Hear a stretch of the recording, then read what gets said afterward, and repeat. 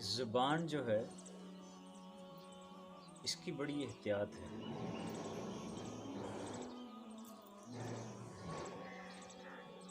اللہ کے نبی صلی اللہ علیہ وسلم نے فرمایا کہ اکثر خطائیں زبان کی وجہ سے ہوتی ہیں۔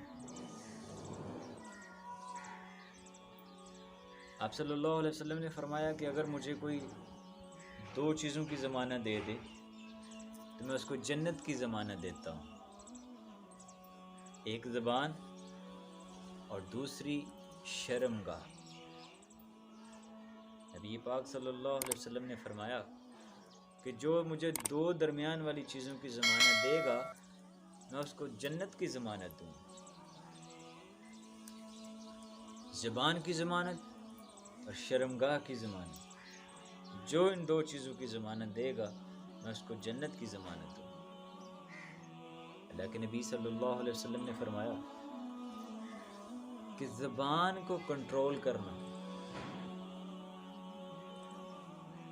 اللہ کے نبی صلی اللہ علیہ وسلم نے فرمایا زبان کا غلط استعمال لوگوں کو منہ کے بل جہنم میں گرائے گا، منہ کے بل۔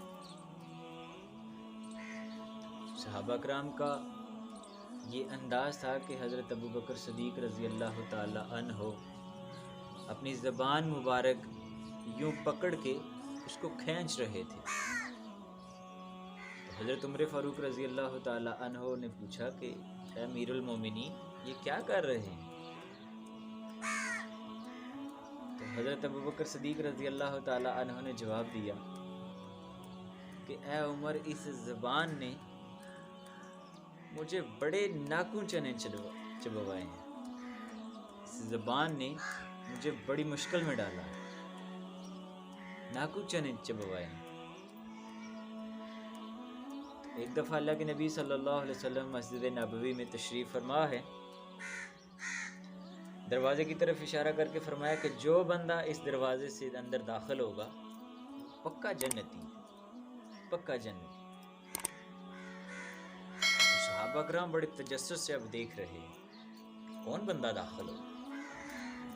تو دیکھا کچھ دیر کے بعد حضرت عبداللہ بن سلام رضی اللہ تعالی عنہ دروازے سے اندر داخل ہو کے آ رہے ہیں، تو صحابہ دوڑے دوڑے ان کے ارد گرد اکٹھے ہو گئے۔ کہا کہ عبداللہ کیا کام کرتے ہو؟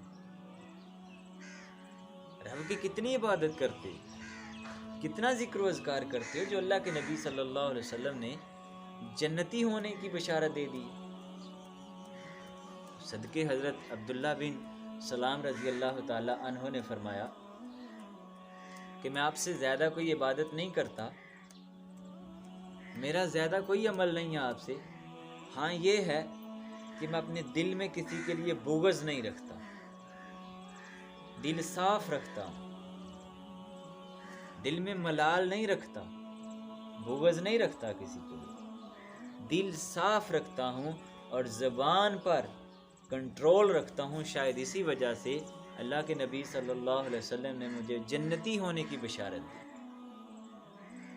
تو عزیزو، اگر ہم زبان پر کنٹرول کر لیں تو جنت میں جانے والے بن سکتے ہیں، اور اگر دل کو صاف کر لیں تو اللہ کے نبی نے جو بشارت حضرت عبداللہ بن سلام کو دی ہے وہی بشارت ہمارے لیے بھی ہو سکتی ہے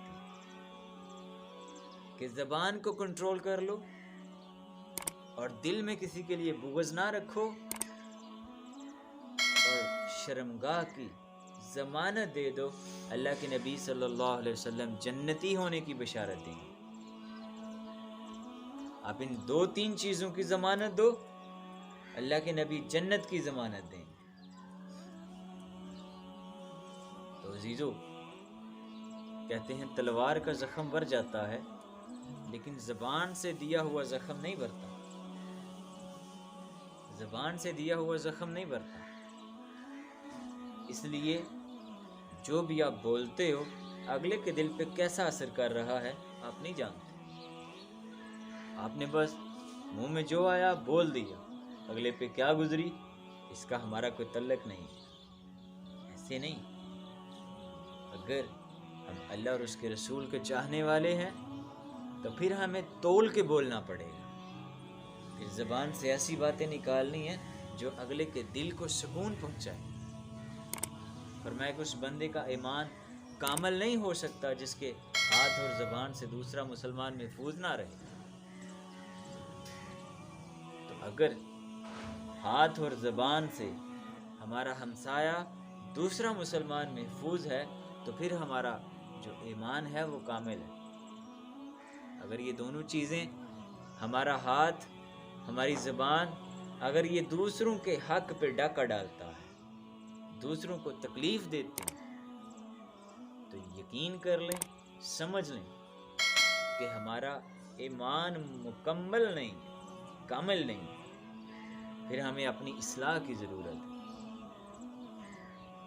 تو یہ عہد کرتے ہیں کہ ہم سب انشاءاللہ اللہ اور اس کے رسول کے بتائے ہوئے طریقوں پر چل کر اپنی زندگی آئندہ کی گزاریں گے اور اپنی اصلاح کی کوشش کرتے رہیں.